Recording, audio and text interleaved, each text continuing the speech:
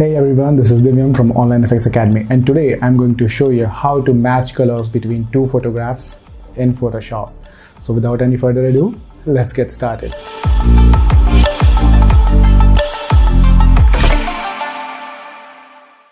So here we are in Photoshop. Now, as usual, if you feel like following me along, you can download these images from the links given in the description. Now, remember, I have already masked out my subject from the background. So, if you feel like, you can also download the starting PSD from the same link given in the description. So, we are going to match the colors of our two images by using gradient map. So, we'll be extracting gradient from our background layer and applying it onto our subject. Now, to extract the gradient from the background layer, we'll go to our browser and we'll type in color.adobe.com. Now this is a really brilliant site provided by Adobe for your color palettes and gradients. Now in here we'll go to extract gradient, then we'll pick our image and drop it here. Now as you can see, what this website has done, it's extracted 3 points of gradients from the image. Now if you want to change the points from where it's extracted the gradient, you can just select this and shift it a bit towards this, and I want this point to be a bit towards yellow, so I'll select yellow, and this is fine. So as you can see that it has also provided the color codes, the RGB, the CMYK and the lab values of these gradient points. So what we'll do is we'll go to Adobe Photoshop. Let's rename this to subject. We'll select the subject layer, click on our adjustment layer icon and select gradient map. Now in the gradient map, the rights are the highlights and the lefts are the shadows. So here, since our right side is white, so all our highlights are in white, and since our left is black, so all our shadows are in black. Now since it's affecting the whole image, what we'll do is we'll hold Alt and click on this line between the gradient map and the subject. Now it's only affecting our subject. We'll click on the gradient, we'll select this icon and click on color. Now we'll go to our website, and as you see, as soon as you hover your mouse over this, it gives you the option to copy the color code. So click here, go back to Photoshop and paste your color code. And again, for this, click copy, select the slider, hit on color and paste the color code. And now again for this one, copy and somewhere about here, hit paste. Now once you are satisfied, hit OK. Now go to your blend modes and change it to soft light. Now you see it's coming together a bit. You can see the difference. I have applied soft light to this particular subject because it's working for my subject. It might differ for your own images. Next, what we need to do is we need to match the colors of both the images. We need to apply filters on both these images so their colors matches properly. So again, go to our adjustment layer icon and click on photo filter. Now since the majority of the color in the background is violet, so we'll go to this drop down menu and select violet.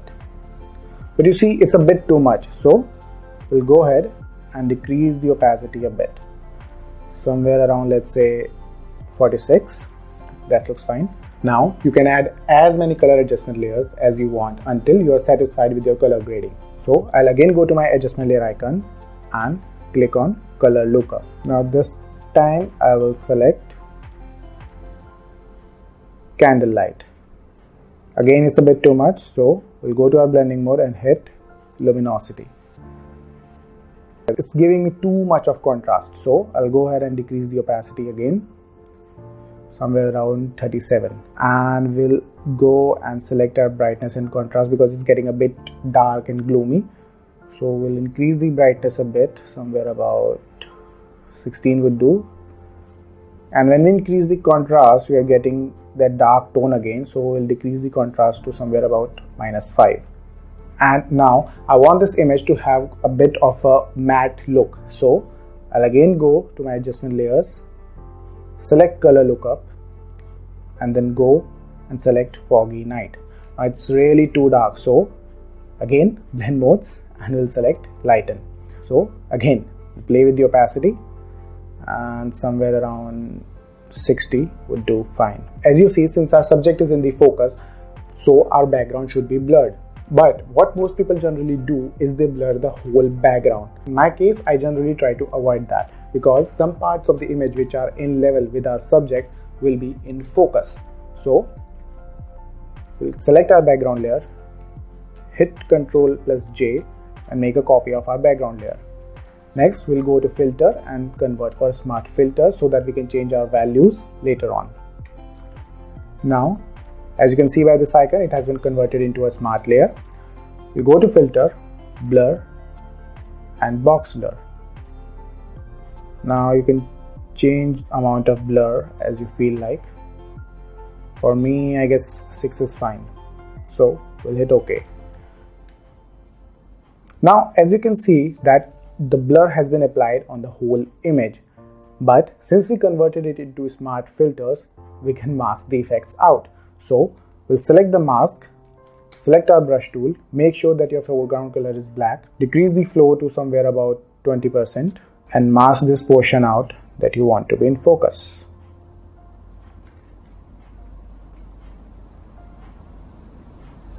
Now, since this part is in focus, so the part closer to the subject will be in more focus. So we'll increase the flow a bit and mask this portion out.